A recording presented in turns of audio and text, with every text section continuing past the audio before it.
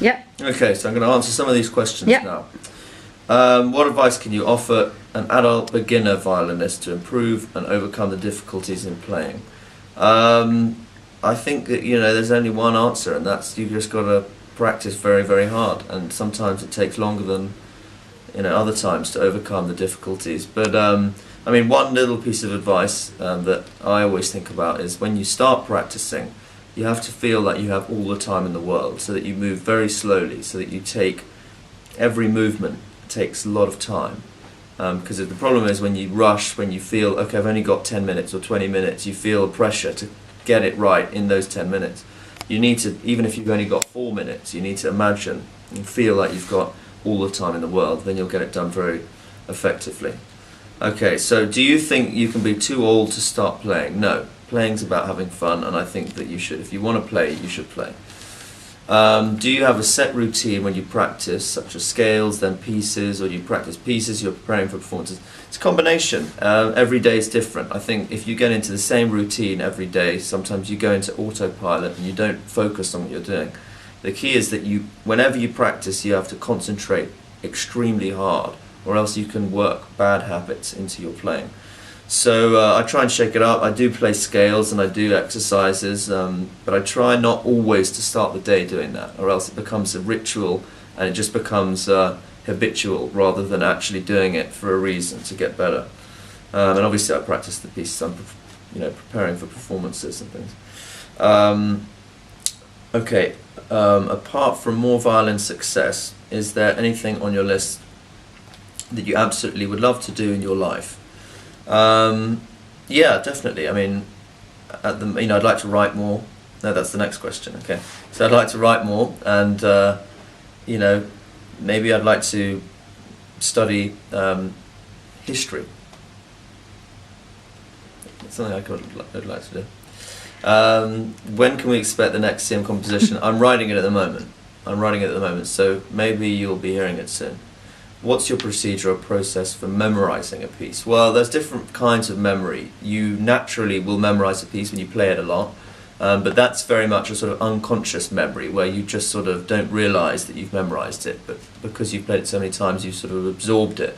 But you need both. There's another kind of memorizing, which is a sort of more rigorous, conscious memorizing process where you actually have sort of landmarks within the music where you sort of can get your bearings and understand every turn of the music rather than just doing it in a kind of unconscious way. So you need both sides for performance.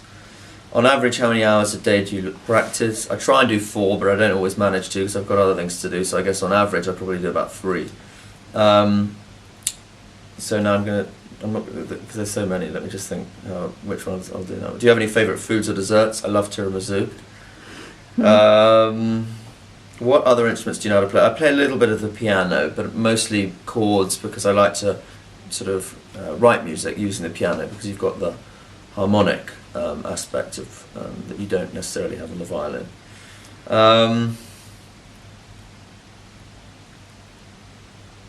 Do you ever suffer from stage fright?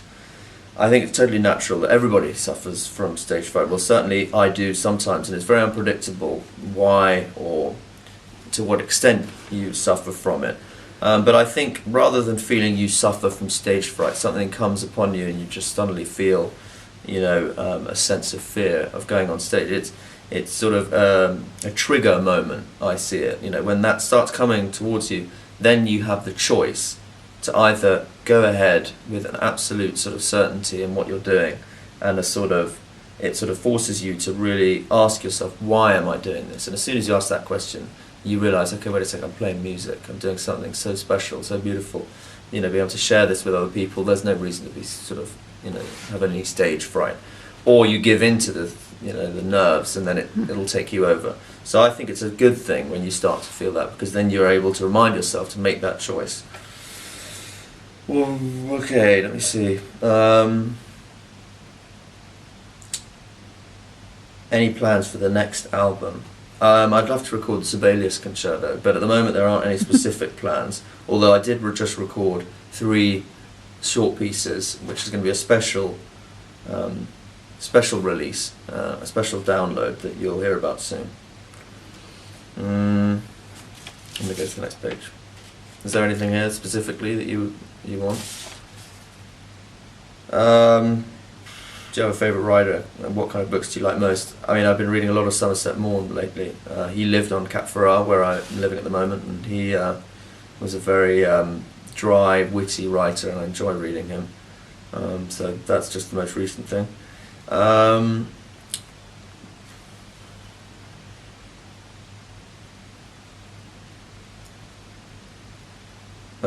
Let me see. Any favourite colour? Blue. It's an easy one because I'm colourblind, so it's difficult to answer in a way. Okay, that's good.